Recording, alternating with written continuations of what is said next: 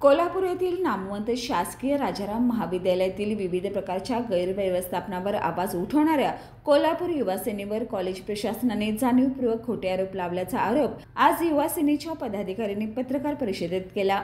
युवा सेनेचे जिल्हा प्रमुख मंजित माने, जिल्हा चिटणीस चैतन्य देशपांडे, उपजिल्हा प्रमुख बंडा लोंढे, शहर प्रमुख सुमित मेळवंकी आणि अन्य पदाधिकारी उपस्थित होते।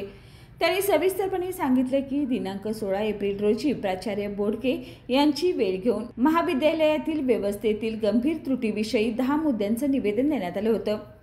युवा सेनेच्या मते निवेदन देताना कुठलाही अनुचित प्रकार झाला नाही। पोलीस उपस्थित होते, मीडिया कव्हरेजही झालं। मात्र त्यानंतर कॉलेज प्रशासनाने शिक्षकांची भेट घेऊन अशा संघटनांना जशास तसं उत्तर दिले जाईल अशी भूमिका घेतली। एवढंच नव्हे तर युवा सेनेवर दहशत आणि खंडणीचा आरोप करत स्थानिक चॅनलला मुद्दामून चुकीची माहिती पुरवण्यात आली।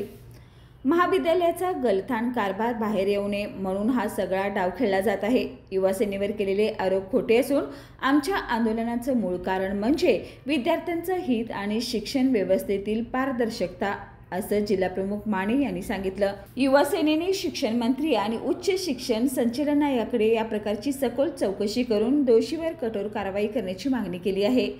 विद्यार्थ्यांच्या भविष्याशी खेळ करणाऱ्या आणि शासकीय संसाधनांचा दुरुपयोग करणाऱ्या प्राचार्य व शिक्षकांच्यावर जर वेळेत कारवाई झाली नाही तर आंदोलन अधिक तीव्र केले जाईल, असा इशाराही यावेळी देण्यात आला।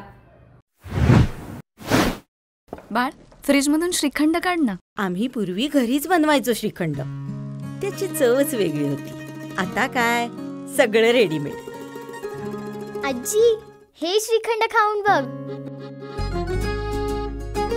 आज तुझ्या आईनं घरीच बनवलं की काय? हे आहे गोकुळचं श्रीखंड। अगदी जिभेवर रेंगाळणार। जिभेवरच नाही तर मनावरही रेंगाळणार। गोकुळ श्रीखंड, मनावर रेंगाळणार।